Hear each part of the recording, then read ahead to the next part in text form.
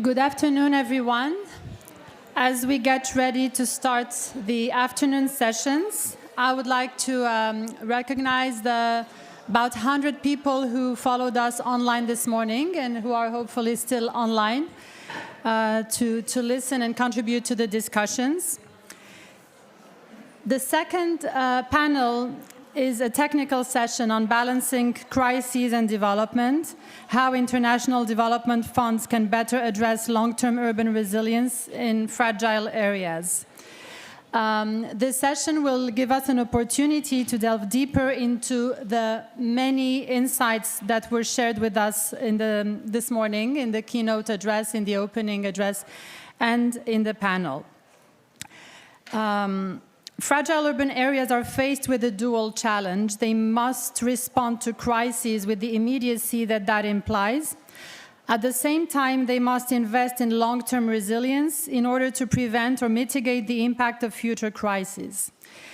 In this context, Fragility can present an opportunity for international development aid partners to support resilient infrastructure and inclusive cities.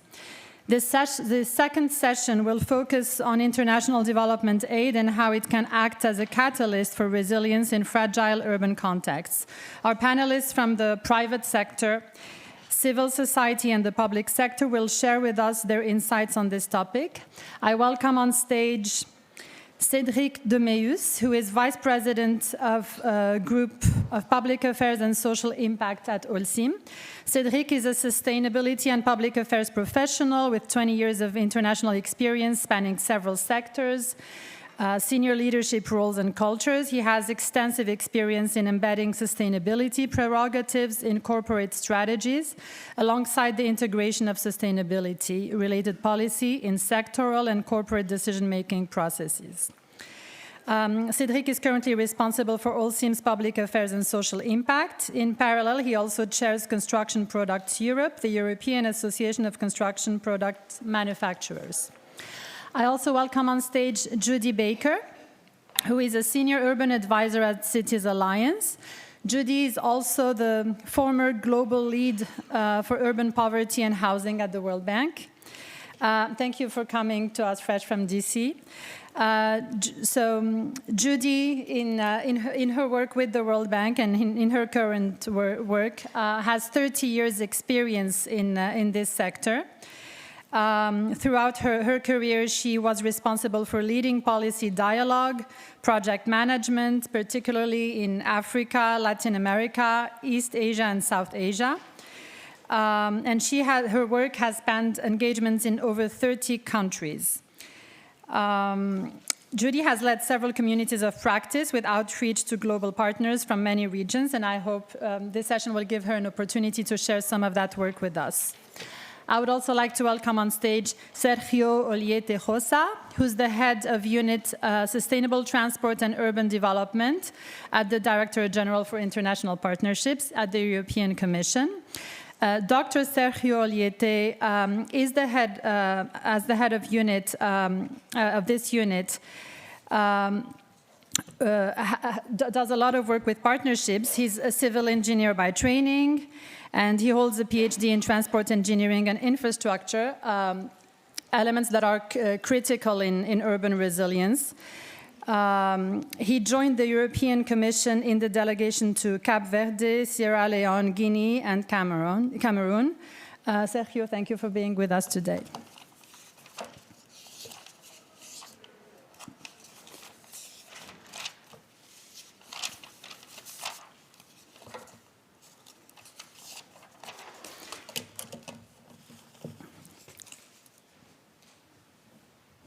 Sergio, I would like to start this session with a question to you. If you can tell us a bit about how the EU is addressing resilience in cities and fragile contexts, and give us some concrete examples from your work. Okay, thank you, Mounia. And thank you to Cities Alliance and Habitat for Humanity for having invited me to participate in this panel. This morning you have already heard our director, Erika Gerretsen, who has explained how cities are relevant for this nexus between fragility and global gateway. And this is a very important point that I would like to develop now a little bit. So you may have heard about the Global Gateway, which is the European Union strategy to promote infrastructure development and connectivity around the world, which has the particularity that it tries to conciliate what has been traditionally the official development aid with the pursuit of the strategic interests of the EU. So with the convincement that the European Union private sector companies have a big added value in bridging this infrastructure gap, and with the convincement that we want to use to channel the EU funding to our partner countries, taking advantage of this knowledge that we have in the EU private sector. So Global Gateway is mainly about infrastructure investments, and it's mainly seen as large infrastructure investments, notably in the transport sector, which I am also heading the unit related to the private sector. But it's important to highlight, as Erika has said this morning, that we don't forget the complex environments, the fragility, and we are still having the top priority to support human development, to support our partner countries in the achievement of the SDGs, and in general supporting our partner countries' needs. And we see that cities, it's as I said at the beginning, is a place where we can have this nexus between humanitarian development and peace, which is a principle that we don't want to renounce, and it's a central part of the European response to the global challenges that we are facing today. And we really think that we want to invest in cities, as I'm going to explain right now. Let me also say that as we see personally, as I see also the urban development, I see as a word that is antagonistic or semantically opposed to fragility, because cities historically has always been as emerged as centers offering protection and opportunities to people by exchanges of knowledge and goods. And the fact that a city has become fragile it shows that probably is the last of the symptoms that anything else is working, because really if people are moving to cities because of economic difficulties, of conflict, of climate adversities, is because really they are on need and they are looking for protection. So if they reach the cities and again there is vulnerabilities there, is really because we are reaching the latest stage of a problematic situation. So we want to see still cities as an opportunity, not just an incorrigible condition, something that is a fatality. And this is how the Global Gateway is approaching this. So associating urbanization to economic and social potential, and even if there is indeed a necessity to address this fragility and the need to avoid that we have dysfunctional cities and volatility. And I'm going to say a couple of examples during this panel, just to say that from the Global Gateway perspective, as I just said, the private sector is the center of gravity of the Global Gateway. This morning, I couldn't attend the sessions, but I have been explained that there has a lot of, the accent was put on the enabling environment for the private sector. And this, again, as we see from the European Commission side, the big potential for investment in cities. You may know that the European Commission, so our Director General is not a financing institution. We are managing grants that we provide public funding, taxpayers' money, non-reimbursable for addressing development needs. And for us, it's very important that this public funding has a leveraging effect, and that we are, with this funding, we are helping to fill the viability gap of the private investments where there are market failures, where there are difficulties to attract the private sector. And we see that in the cities, there are many opportunities. Well, first of all, obviously, the fact that most of the actors of development are close together, and we can discuss and coordinate and align efforts, optimizing resources. But obviously, as you all know, that cities offer the possibility to provide better basic services to a larger population, because there is these economies of scale instead of being scattered in the territory, the strengthening of the social fabric, offering a healthier environment, and of course, as I just said, on climate mitigation and adaptation. And also, I think this morning also you discussed a lot about this, and we are going to continue with this this important objective of formalizing the economy that the cities can offer thanks to the easier registering at birth, cadastre, census, taxation systems, metering systems, and tapping on the opportunities offered by digitalization. And finally, cities, and this is what the Global Gateway is about developing private sectors from small businesses to large investments in networked services like digital, water supply, waste, including construction, housing, and transport. Because I personally, the experience I have working in slum areas when I started my career is that you realize that investing in slum areas probably is the investment with the highest economic returns that you can ever do in the planet for the human being. However, the problem is that the financial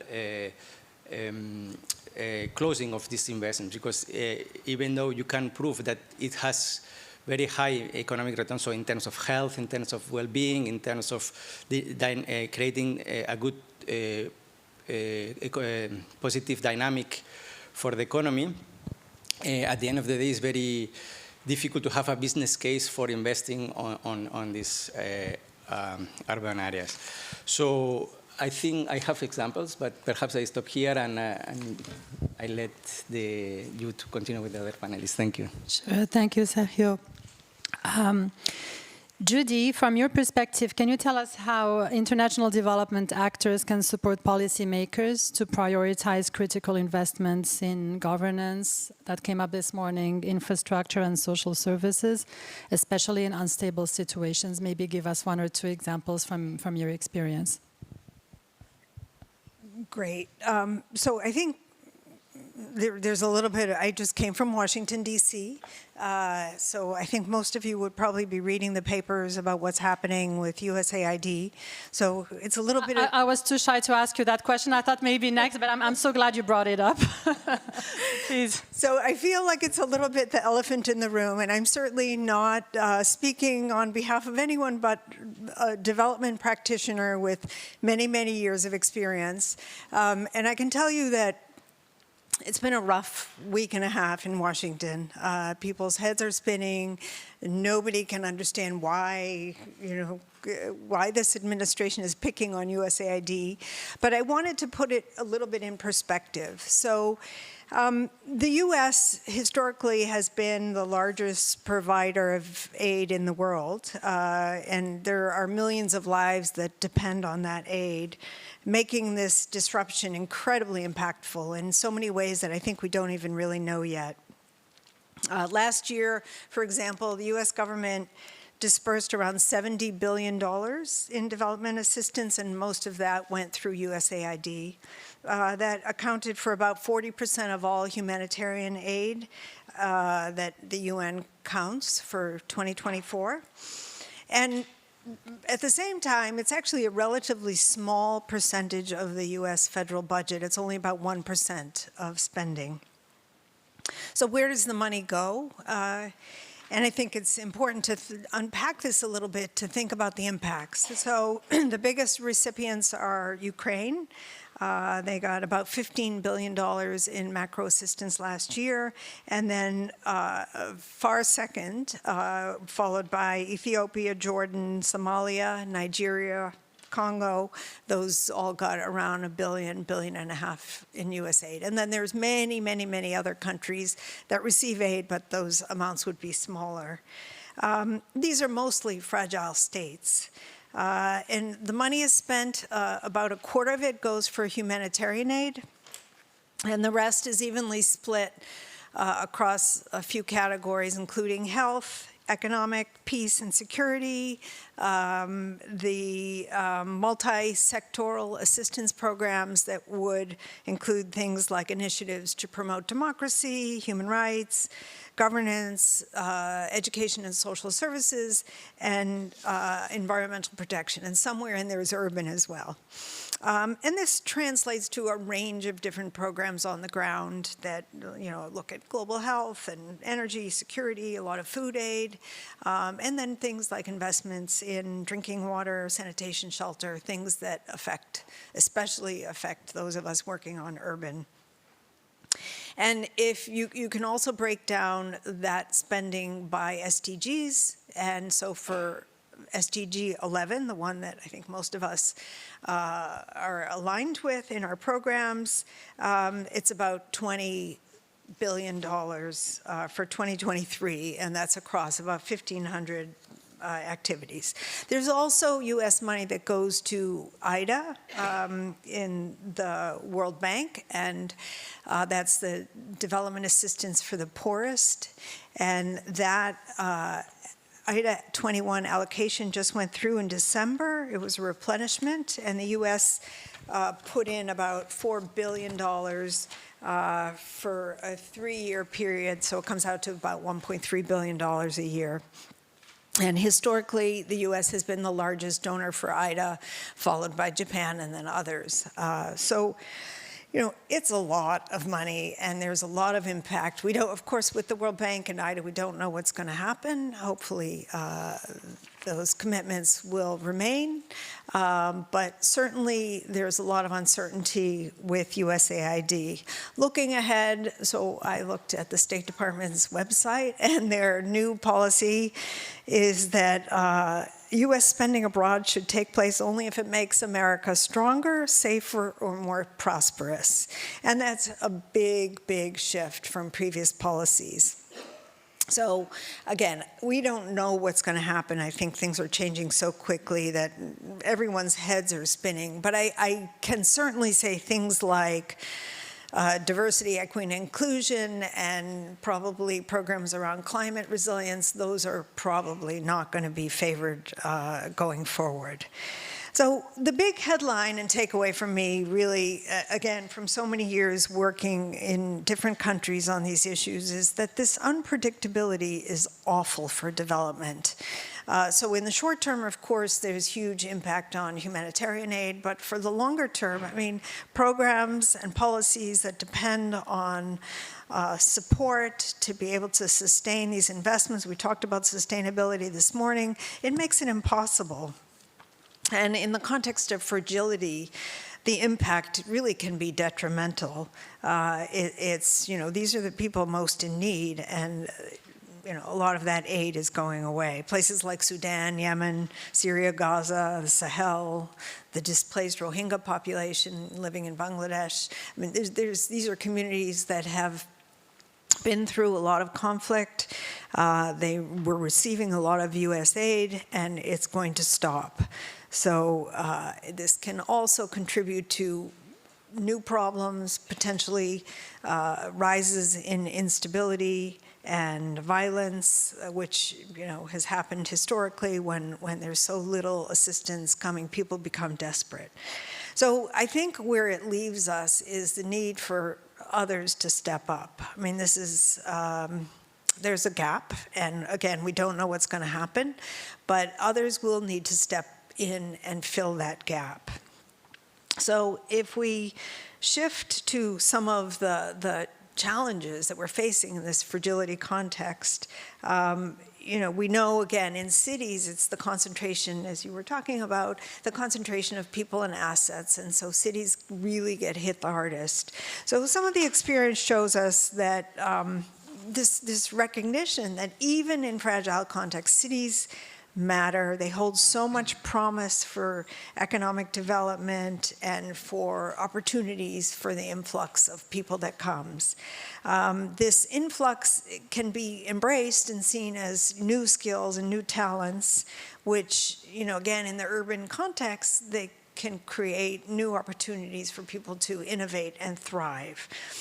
Generally, lots and lots of data that shows us how important urbanization is for development. When it comes to looking at some of these urban resilience challenges, it's really about mainstreaming some of the basics at every point, every entry point. So I can't say that there's one particular investment that's going to have the biggest impact, but things like investing in early warning systems, capacity building for local teams, ensuring that infrastructure and buildings are designed in resilient and cost-effective ways, and raising public awareness. And then finally, just to say on the how, we've talked a lot this morning about communities and the importance of having close engagements with communities. I also just want to emphasize the importance of having reliable data. It's the thing that most development practitioners loathe. It's very difficult to collect, and it can be quite tedious, but it is so important to be able to understand what's happening on the ground, to be able to target programs. There's also the huge task of strengthening weak institutions, which, again, in fragile contexts are particularly acute. It can be very, very difficult and takes a lot of time and patience, but it's critically important. So maybe I'll just stop there. Thank you. Thank you, Judy. You're touching on something we can do as practitioners of urban development. Sometimes in the emergency of the action, we don't necessarily collect the data, and that's something we can do at the same time as we're implementing our programs, because that's something that can serve future programming, but also the programming of other stakeholders in the sector. Cédric, you work for Holcim and you represent the private sector here.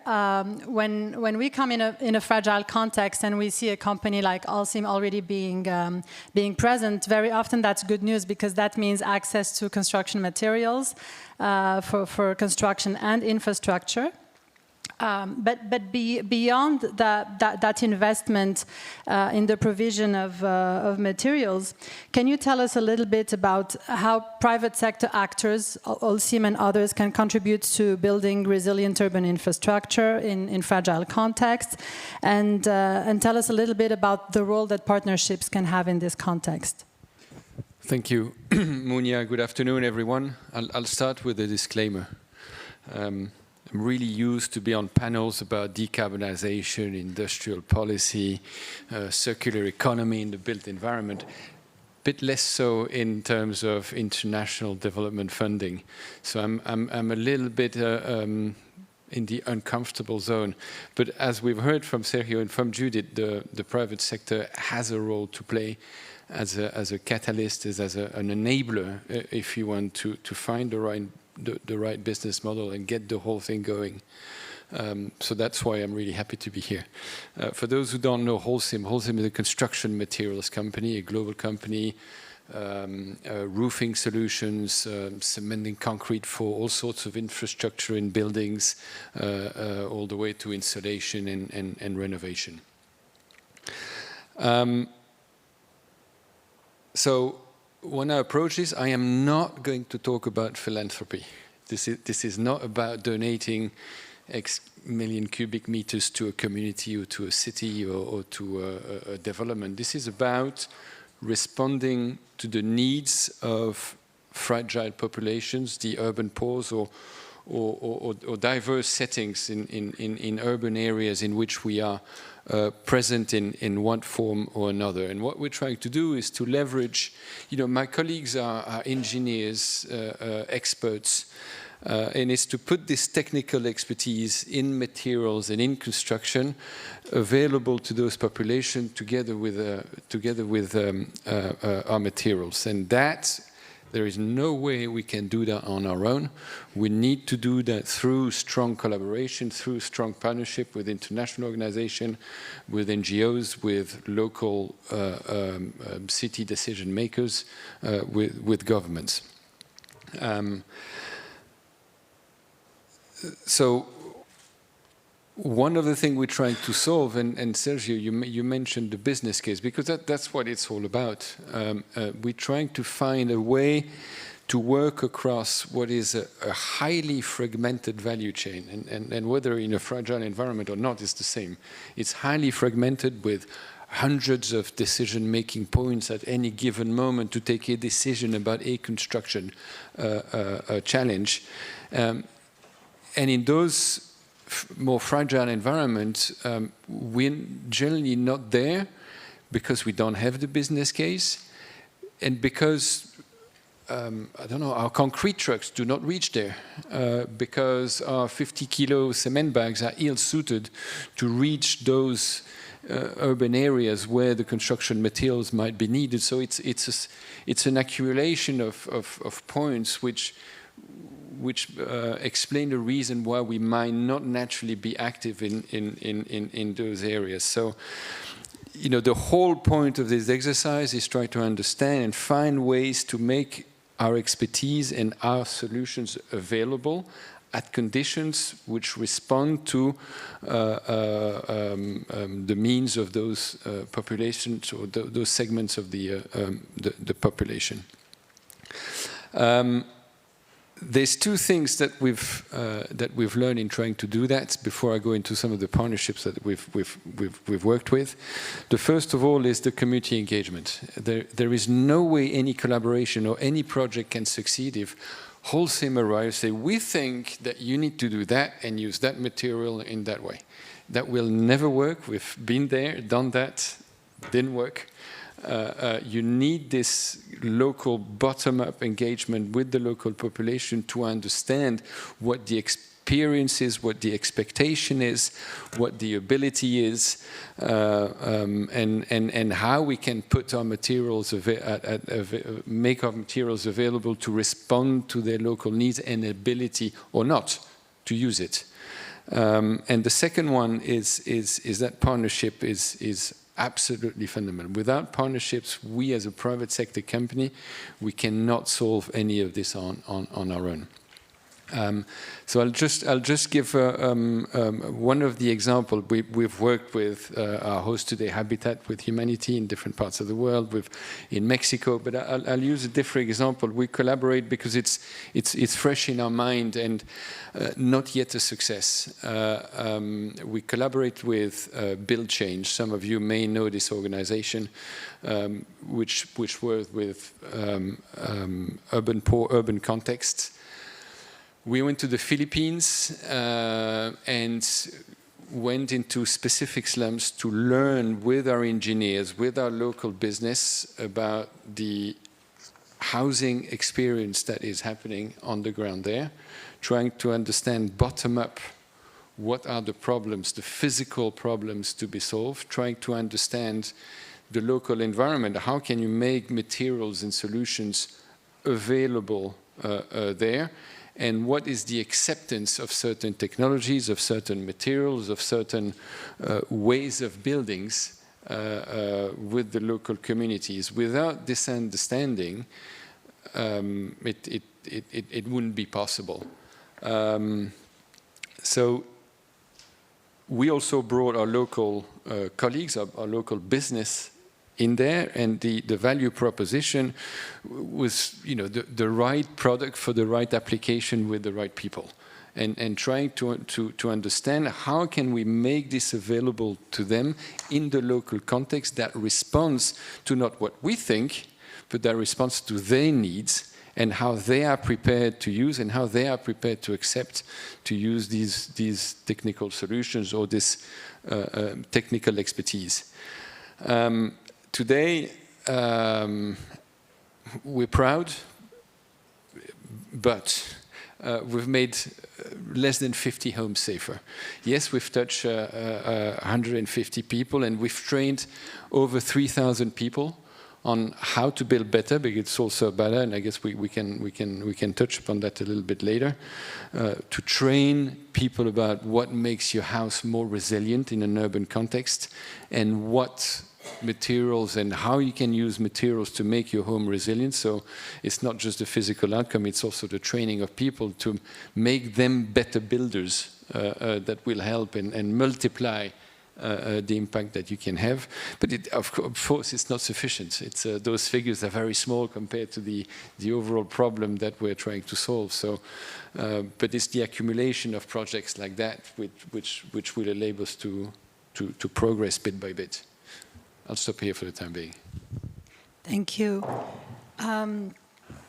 Sergio, you mentioned digitization, and technology was brought up in the panel this morning. Could you tell us a little more about the work you do in digitization? Yes, of course. Let me just to put a little bit the context that how we work in INTPA and on urban development, because indeed we have what we call an urban constellation within INTPA, because many teams are working on urban aspects and urban dimension, urban topics. In our unit, we are the unit called Urban Development, but we have many colleagues working from water operators, urban mobility. This is also us because it's transport, but we have colleagues working on migration, on education, on resilience, climate adaptation, etc. And one of other units, which is in charge of the digital sector, is looking at these aspects. And in fact, on digitalization, we are joining efforts. Our team with the team on digitalization, also to tap on the potential that offers the smart cities, even in the most fragile context, to bring solutions and bring ways of improving the living conditions of the population and reducing vulnerability. On this, smart cities is quite a new topic for us too, but we have big ambitions on that. We have the advantage that as we work in the European Commission, we have other departments, other directors generals, not in charge of international partnerships, but in charge of Europe, cities in Europe, where they are developing solutions on smart cities. And we think that we want to learn from the experience we have in Europe, which is also quite new. For example, on digital twins, which are ways of doing urban planning based on scenarios and simulations of models that are very close to the actual city, and how how an action can improve here and could have also negative impacts there, and this kind of modelization. So this is one example on which we want to work.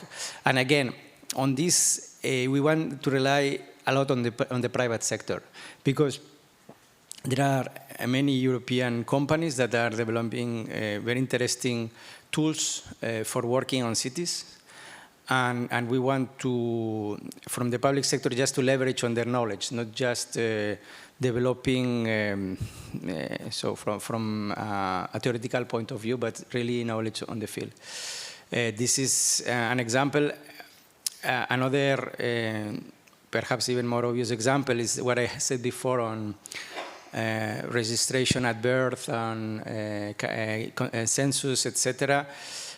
So working on e-governance in many countries where the city offers many possibilities, because you can with new technologies nowadays very easily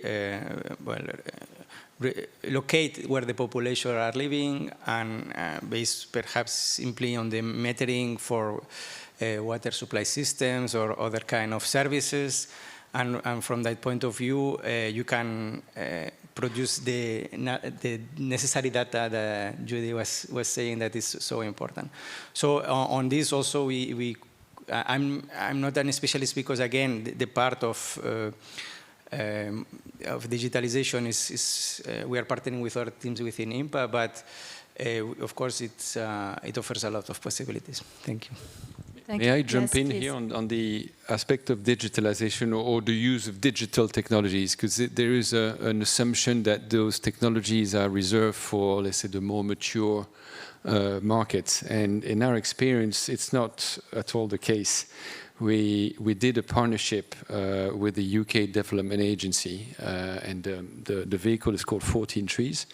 And we've been using 3D printing technologies to build schools in Malawi at a very, very quick pace. So the 3D printer arrives at a place. Ultimately, they're not dense urban centers, but you arrive there, within 72 hours they're gone, and you have a school that has been printed and built. So you solve so many things in one go. We did the same in Kenya for social housing complex. I think it was a complex with over 50 houses. All of them are sold. It was a partnership with the Kenyan government and the local social housing development agency.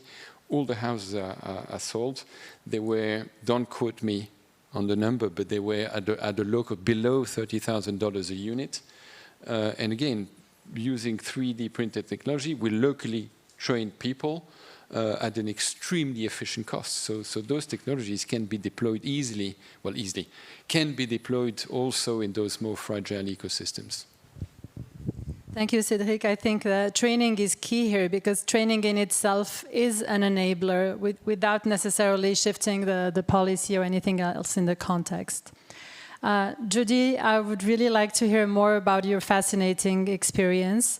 In these contexts that are fragile, that suffer, where populations suffer both from poor economic conditions, displacements, and other challenges, could you give us one example or more that you have in mind? Sure. And I hope I can park a question for Cédric about how to scale up this 3D technology at an affordable cost, because I think there's so much need out there, and it does seem to be a viable and innovative solution. So maybe we'll park that and come back to it. Okay, so there's lots of examples that I could draw on, again, from so many years at the World Bank, working on projects in very fragile contexts. Maybe I'll just throw out one or two, depending on time. So one, it would be in Somalia. So again, very fragile urban context where we were asked to come in and try to help a little bit with some of the very difficult conditions in cities, how to kind of rebuild a little bit of the infrastructure and the enabling environment, as we might call it. So there was an urban resilience project in Somalia, and it did two things. One was reconstruct key urban infrastructure in specific areas, and then the second thing was strengthening public service delivery capacity at the subnational level, really at the local level, using a newly devised public financial management system that really gave the power back to local governments to take the lead on this service delivery. And the project, cycles about 5 years, and it has been considered a success in achieving those goals that were set out. And really, if you take a step back and look at what contributed to that success, the first was just and this I think goes for any urban project that we might try to do in a fragile environment. The first is really to be adaptive in design. So sometimes we come in with set design standards, or governments have them and they want to follow them very rigidly, but in different conditions, it doesn't make sense. You need to be able to, and this honestly goes even not in fragile contexts, you need to be able to adapt to the circumstances, to the communities, to what the needs on the ground are, and do things really in a way that makes sense. So that's the first one. The second one was having these clear and very decentralized implementation arrangements that facilitated oversight, and it also transferred ownership away from a centralized agency towards local governments that had a stake in the game. They wanted to keep their constituents happy and were able to sustain these changes over time. A third one was the importance of consultation. I think we've heard so much about this, but it really is a critical stage. You need to be able to go in early on, understand what the needs of both government, whether it's national, local, and the communities and the private sector, understand what those needs are, what their experience has been, and essentially find solutions about how to get things done. And then another interesting piece was on the recruitment of local labor. So it was set out as a project objective that through this project, some of the work that didn't require highly skilled labor would be drawn from the local communities. So we do that often in projects. It's a kind of a win-win. It gives people, again, a stake in their own communities, and also provides them with an opportunity to sort of come out of a very difficult conflict situation and earn some temporary income through the skilled labor. They also sometimes, through the unskilled labor, they also sometimes pick up skills and can add that experience to them, to their work, to what the assets might be. The challenge, though, is that it's difficult to do this in a transparent way, and it was something that we found in this project. So often the jobs are given to family members, friends of friends. In this case, there was a gender component. Women were not given opportunities to work. And so that was one of the difficult lessons that we had to learn about making sure that these operating principles for hiring local labor are very transparent and clear, and really that the community knows, so a bunch of public awareness around that. So maybe I'll stop there on that project. Thank you. Thank you, Judy. You touched on it when you said you have to adapt. Sometimes you have your plan, but you realize that some things don't work, and that's also something that was brought up this morning. I would like to ask you this question, Cédric. Do you have in your experience anything that you realized wasn't working in the way you were implementing projects? But the question is open to all if you want to say more about this. Unfortunately, yes. It was a recent collaboration in Morocco in a post-earthquake environment, where a little bit echoing what you said, Judith, our local business arrived there and responded to calls from the government, who had a very precise budget and a very precise idea on what should be done and how it should be done. So what we did is we collaborated with our technical center in Lyon, in France, together with a Moroccan engineer, to come up with houses that could be built at a cost below the threshold set by the central government. By the subsidy, I suppose, yes. By the government subsidy. Yes. We arrived on the ground, piloted the house, and the local communities looked at it and went, because it did not respond, to the actual, the budget was not set by the central government, we did not reflect, so we needed to cut the individual cost of the individual units by another 40 to 50%. But also the design, which was a great design done by a great architect, a Moroccan architect, and she's brilliant. But it did not respond to the expectations in terms of maintenance, in terms of living arrangement by the local population that those housing schemes would be targeting. So the idea was great, the technology was great, the collaboration with the local architect was great, but we did not start with an underground assessment and audit of what are you expecting, how are you going to use it, how can we respond to your actual needs. And so we lost a lot of time, lots of precious time to come up with the solution. Again, lots of learning coming out of this, but that's what I said at the beginning. I think especially for companies like ours, if we want to bring solutions and come to the assistance and put our solution science technology available to certain tranche of the population, let's start by engaging and do grassroots assessment and audits of what is the need, what is the expectation, what is the level of acceptance, and how can we actually respond to what they need, not what we think they need, but actually what they need. I'll stop there. Oh, what an example. That's something we encounter in context where self-construction is the first mode of housing supply. And oftentimes we see housing as the unit that is produced now, but housing is something that evolves over time. And with self-construction, it's very often incremental. And people want to build on top of their home sometimes over time, extend vertically for the future generations. And that's not something that's always taken into account at the design stage. Do you have any other examples you would like to share about what doesn't work? I have to say that we are specialists in trying things that don't work, because in fact, as I said, in INTPA we provide grants and we try.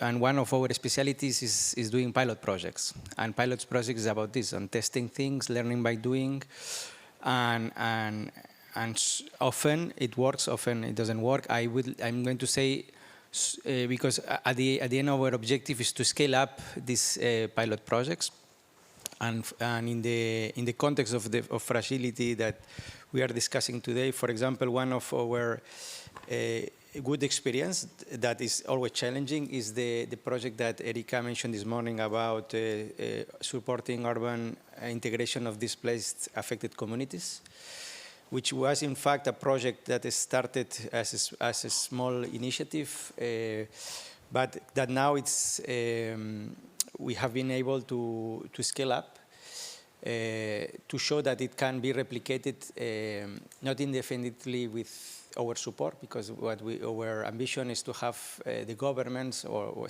first the municipal authorities and then the governments, to implement these projects to the whole country.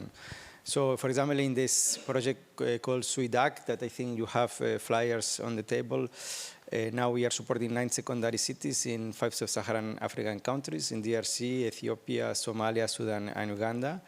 It is about urban service provision, aiming at the long-term integration of internal displaced population, and also supporting the host communities. And now we are even thinking in replicating this experience in the Sahel. So also I think we have a lot of pilot experiences, sometimes successful, sometimes less successful, in the area of climate proofing and resilience to and climate adaptation. This is, of course, learning by doing, because by definition, the difficulties of climate change are linked to uncertainty, so we never know so we are learning how to design infrastructures that are more resilient. On this, one of the flagship actions that we support with European Union funds is the Covenant of Mayors in Sub-Saharan Africa, with several EU partners that are present here today, like GIZ and AEFIT and others. And basically, this is about this, is to support climate change adaptation measures, for example, and accessing to sustainable energy and building capacities, scaling up investments. But I have personally managed some of these projects, and sometimes the projects are failing. This is our reality. Of course, we are not happy when it happens, but it's something that it has to be proven and or tried, let's say. And that's why from the INTPA side, we continue supporting piloting experiences. And in most of the cases, they fail because of what has been said by Cédric and Judy, that the capacities of the local authorities. So that's why also we, from the European Union side, we have a specific program on local authorities, more on governance.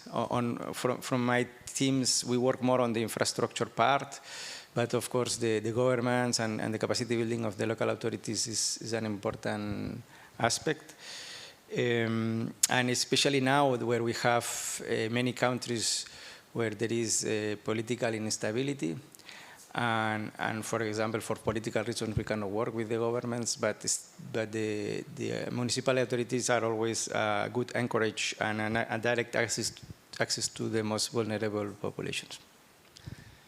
Okay, thank you. Judy? Yeah, if we have time, I'll give one more example. So this is where we thought we got it wrong, but we actually didn't get it wrong. So again, really interesting lessons. We were just talking about it at lunch. So I don't know how many of you in the room would remember something called sites and services. Essentially, greenfield development where you sort of do urban planning and lay in basic infrastructure, water, sanitation lines, electricity, in advance of settlements. And then people will come and have access to land, whether they buy the land or they come up with some leasing arrangement or get heavily subsidized. There's all kinds of arrangements out there. And then they build their houses incrementally. So it was very popular in the development world in the 70s and 80s, before my time working. And then when I came to the World Bank, I kept hearing about these sites and services projects which had completely ended. And for a really long time, an embarrassing long time, I asked why. And the people that had been involved with them had moved on and nobody really had an answer. So more recently, I started working on Africa, and again, you're in a still relatively urban early stage of urbanization. There's massive numbers of people coming to cities. You have to plan for it. Why wouldn't we learn the mistakes that we've made for decades? And we see the proliferation of slums over and over again. So we've managed to do a little bit of analysis and look at, whatever happened? Why did we stop doing this?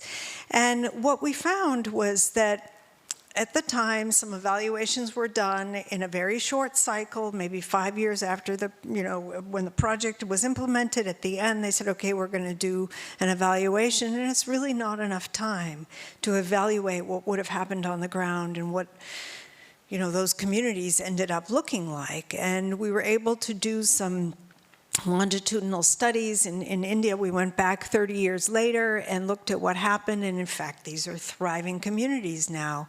And they have become, at the time they were considered not in great locations, they've become quite connected. People have built incrementally, that started businesses. People have moved from very low incomes up until the middle incomes.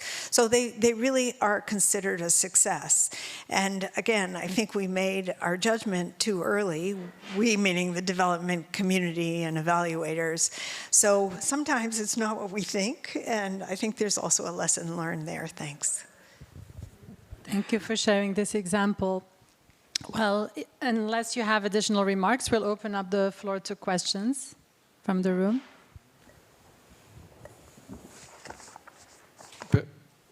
We have one question here, and two. One there, Claude.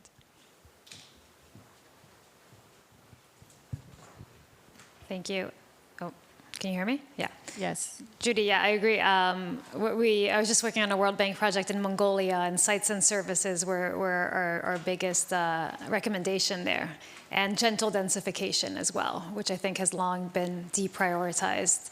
But my question is for Cédric and the rest of you, because we talked a lot about, this morning we talked about leapfrogging technologies, we talked about numerization, we talked about 3D printing, and I love all of that.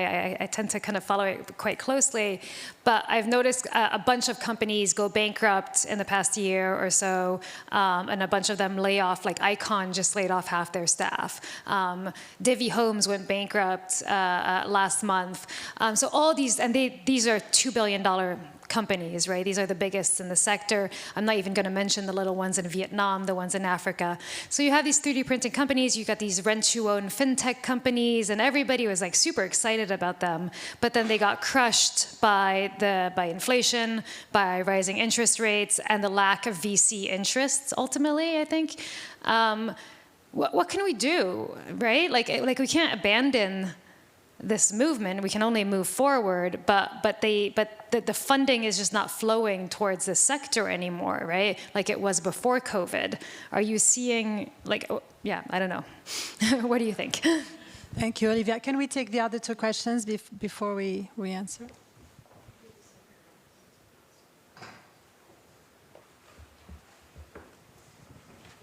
So thank you very much. I have two questions for Cédric.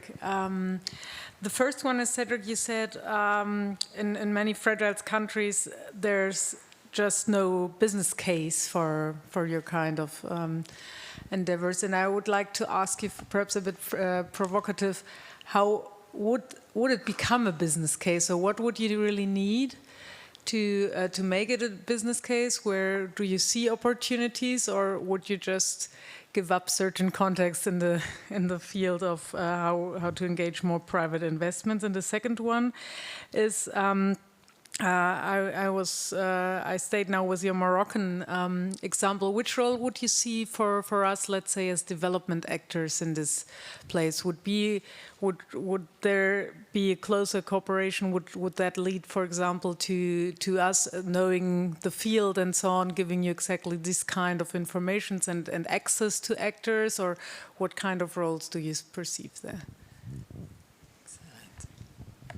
I think we had a third question. Yes, in the back. If you can pass on the mic, please.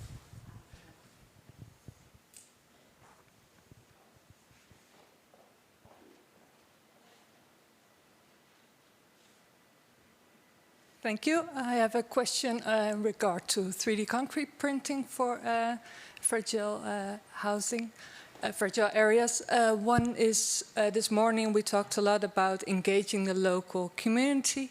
So how do you see this with coming in with 3D printing?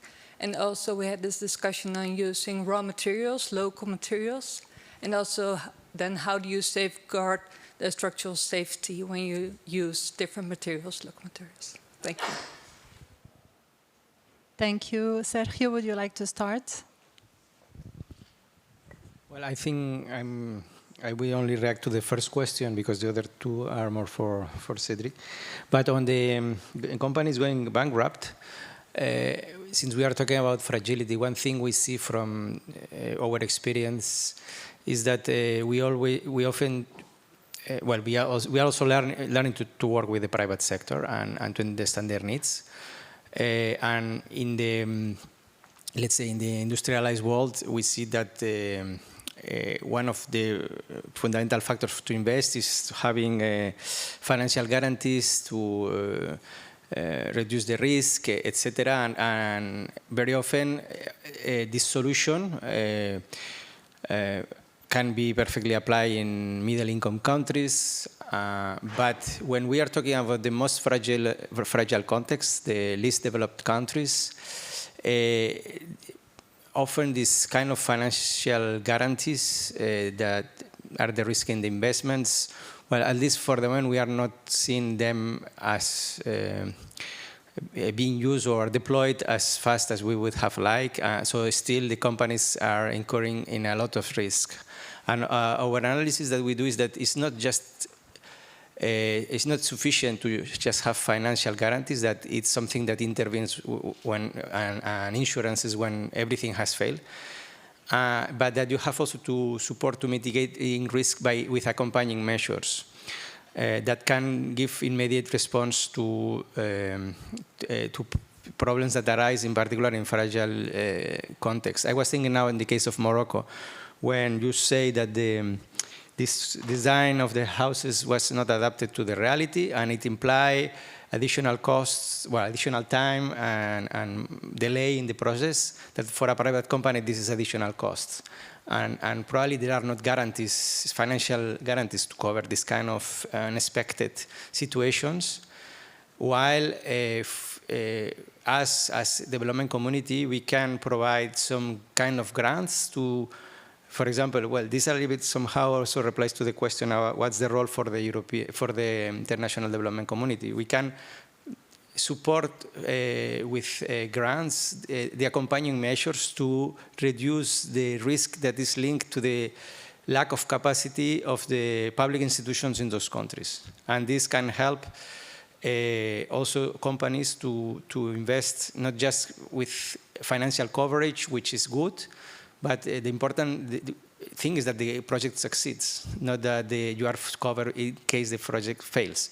So that's why we are trying also to have more tools adapted to conditions of fragility that can also have private sector beyond the traditional financial instruments. Thank you. Maybe in terms of budgeting, we could also consider those failures as an investment in R&D, because we can only know that a solution actually works until we have implemented it. And that should become part of our budgeting for all projects, even though that's hard to sell to donors. Judy and then Cédric. Yeah, so not a whole lot to add on the private sector, except to say that it's so important, I think, to find ways to bring in the private sector in these fragile environments. I think there was also a question on, sort of building materials. There's no doubt that, the first place to start is with local solutions. I think we've learned that over the decades of doing this kind of work, how important it is to find things that are local, cost-effective, and sustainable. That being said, I think there's also a lot of room for innovation, and I really liked the point that you made about taking some of that risk away through, that's where I think international donors can help, is to hedge some of those bets by providing guarantees or R&D money, whatever it might be, to try to improve the way we think about things and the way that we do things. Thanks. Cédric. I'll try to be as precise as possible, and I don't have the answers to all the questions, especially yours. I wish I had it. I'll just share our experience. We're not banking on one single technology. We are, as Holcim, we are partnering with hundreds of startups, small technology providers, potential disruptors, and what we're offering them is an industrial platform to test their technology in industrial settings or on the ground in the deployment on the field. And that's a little bit what we've done with 3D printing, and I'll jump on that in that case. The reason why it works is because it's a partnership. And the partnership is called 14 Trees. You have a development actor, you have a technology company, so it's robotics, you have a local architect, because we don't design the house, we provide the ink for the robot. So we are one part of this partnership that makes it all work. And this partnership was made to specifically envisage how can we use 3D printing technology for development purposes and the rapid, cost-effective construction of infrastructure such as schools or social housing complex in urban contexts. In terms of the raw material has to be local. So it's our local business in Kenya that was able to produce the concrete ink that was needed to print those things. the architect makes sure that the house doesn't collapse. We didn't. We provided the material, the resistance, and the technology, the performance of the materials that the architect then works with. So again, the answer is partnerships. We cannot do this on our own. And importantly, all this machinery was operated locally by locally trained workforce that was trained specifically to do that. How far can we go? Will it be bankrupt in 2 years? I have no idea. But the idea is to test those concepts in the real world. The schools are one thing. The social housing complex in Kenya is another one. I think the proof point there is that I think the entire complex has been sold. So there is a demand. So we'll see how it can replicate. But again, it involves the city in terms of planning, having the land available. That's not ours. That's not our job. So again, it's to be ambitious in those sorts of partnerships. In terms of your question with the business case, I think I probably didn't express myself correctly. Those are areas where we have not yet developed the business case, because this is not where, let's say, our traditional business lies. As I said, because our trucks doesn't reach there, or because our distribution channels that we work with are not necessarily present there. And I think the next step in our development in this field is how can we address this? How can we address these communities? How can we better understand them? And what do we need to do to have the business case, which will be different than when you are targeting high-rise building infrastructure segment. It's a different segment, and we want to address it. The question is, how can we address it, and with whom do we have to work and partner in order to be equipped to address it? And there's one thing that we've done in Latin America is to invest into our distribution channels. So we've invested into it's called Disensa. Disensa is a construction material distribution network that not only makes available construction materials outside large urban centers, but also, referring to the point that you made, that a lot, how did you phrase it, that a lot of construction is self-construction. To address this point, how do we train those self-constructors to be better constructors, to make sure that they build in more resilient manner, and make training available to them as much as material, which is just as valuable if you look into the grand scheme of things. And Jonathan mentioned earlier on, sometimes it simply started with soil stabilization to make sure that the transport and mobility is available to those communities. So I think and again, the magic word is partnership, because to get to those business case and our ability and legitimacy to be operating in those areas rely in partnership with international organizations, with the local partners, and with the local community acceptance. Thank you, Cédric. I just want to add something on the innovative construction materials or technologies, and I don't have the answer to your question either, Olivia, but something I have come across in my work is that everywhere you go, populations have aspirations. So when you bring in a technology and you try it only for affordable housing, there is a stigma associated to it. People want to have homes that look like the homes of the rich. They don't want homes that look like the homes of the poor. So if you want to introduce a technology, you might want to start elsewhere than through development aid. I think we have time for maybe 1 or 2 more questions before we close the panel. I see 4 questions, so We'll try to respond briefly and take all 4 questions.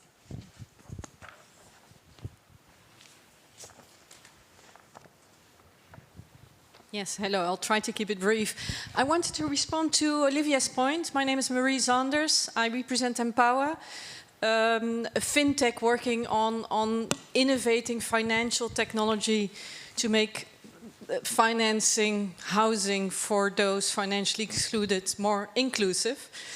And I think and I'm originally an engineer, a technical engineer, so that's why I find it so important in these discussions also to separate building technology and financial technology.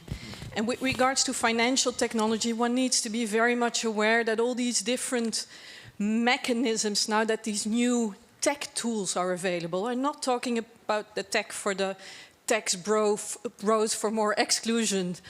I'm talking about tech for good. There's enough examples for that, but because there's so much focus on innovation in building technology and also the approaches to housing finance that are there, we often say as team, as INTPA, we're fighting against 150 years of data of the mortgage sector. You know, the first mortgage was provided in 1870, I believe. And the fintech movement is a few years old. Rent to own in innovative schemes that match how people on the ground in fragile environments live and earn are only a few years old. And to then expect the VC sector to come in and fix that in a few years is just a mirage. That's not going to fix it, obviously.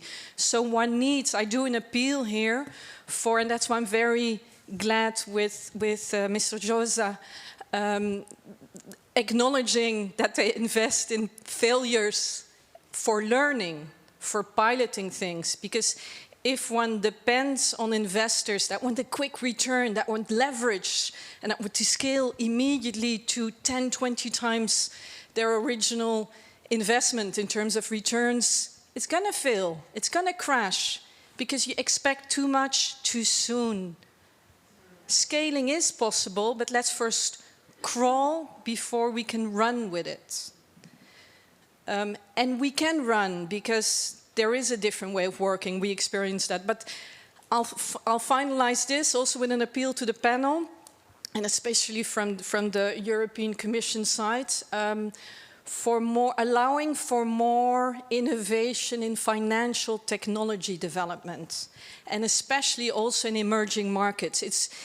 I see it out there, and we're participating in empowering those calls, financial technology for inclusion in Europe, in the field of housing. I don't see it enough yet in emerging economies beyond that. Thank you.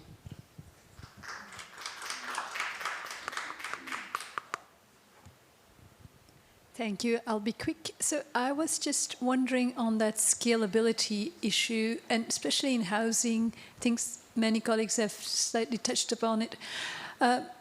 Housing and scaling seems to be like two opposites often when you start housing. I mean, I don't have to tell anything to this public here. You're all aware of it. So I was wondering from a point of view of, as a development organization, as a private sector, Cédric, your end, what are the kind of things you see? Especially you gave that example of the Philippines, and you said it's not really a success because maybe you're looking at the numbers, but what is a good mix to get to that scale? Thank you very much.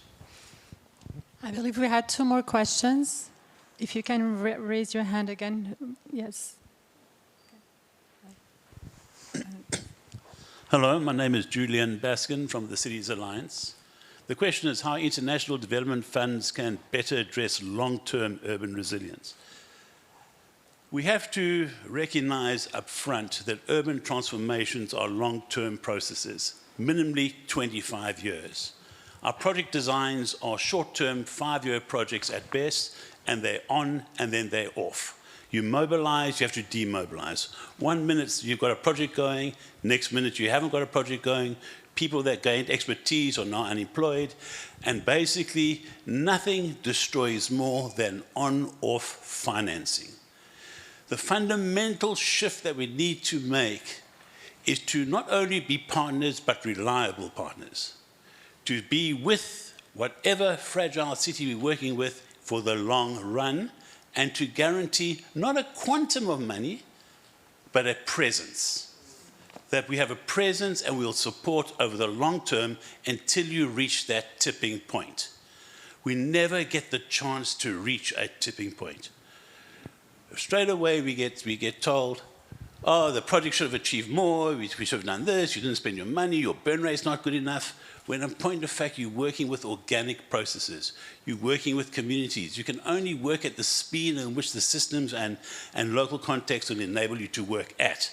Yet we always under pressure, where's your burn rate, what's this, what's that, the next thing. So my answer to the question is, how international development funds can better address long-term urban resilience is to say there need to be long-term commitments to cities, guaranteeing a presence until we reach the correct tipping points. Thank you. Thank you. And we have one more question here. I'll just give you the mic.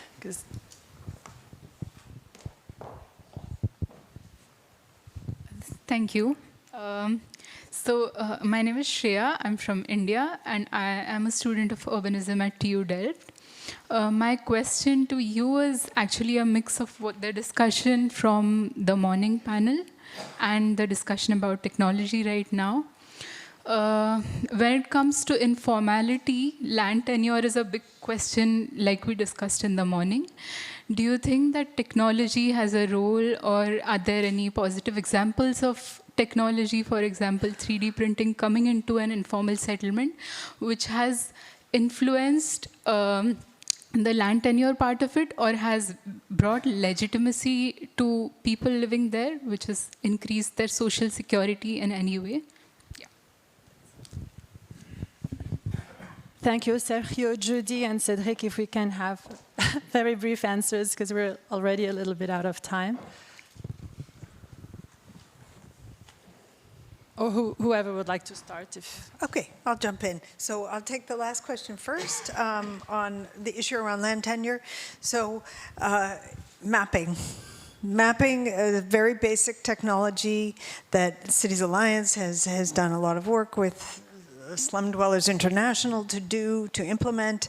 It is a simple thing, but it goes a very long way in being able to first figure out who lives where, where the rights of way are, to be able to make the case to scale up. And then on the issue of scalability, I think that is probably one of the hardest development challenges that's out there. We do great projects, but they're often limited in scope, and taking them to a broader level is very, very difficult. Exactly tying to the point that Julian made about being there, being present for the long term, because often development partners aren't. I would give one good example, that's Indonesia, where we engaged for decades, honestly, around slums and slum upgrading, eventually going to a national scale and having sustained implementation and truly transformational impact on people's lives. Thanks. Cédric? Very quickly. I think on the last questions on the legitimacy of technology in informal settlement, absolutely. But it's mostly about training. It's mostly about training the individual builders. It's about informing and working with them. And then going back to the first point that was made, I can only approve it. It will only work if fintechs get involved, if you have microfinance, and then if there is an affordability to buy a technology in the long term, and only if that works, then you will have scalability, and then we'll have impact, and we'll go from the 50 units that we'll have to 5,000 units. So it's the superimposition of all of these. Thank you, Cédric. Just one comment, because I fully agree with Julian's comment on the long-term urban transformation results that can only achieve if there is a long-term commitment of these partnerships that we were talking about today. And that's why I think it's very important to have programs or initiatives like Cities Alliance that are over the long term, because as donors, or as international partners providing funding, we have always the challenge of being driven by the political momentum, and Judy has already said a good example in the US, but for example in Europe it's the contrary now. We have a commissioner in charge of housing. Housing is a top priority for the European. We will have a task force on housing with 20 people in the European Commission. But again, it will. It's because now it's a priority, but in 7 years' time, perhaps it will change again, and we will have less funding. But only programs like Cities Alliance or programs that UN Habitat is putting in place can have this long-term perspective and ensure that we can follow up on this long-term urban transformation. Thank you. Sergio, Judy, Cédric, thank you so much for your presence and your insights. We have a very short coffee break outside. If that's okay with Kasia, can we make it 3:05? 3:05. We'll reconvene here at 3:05. Thank you so much.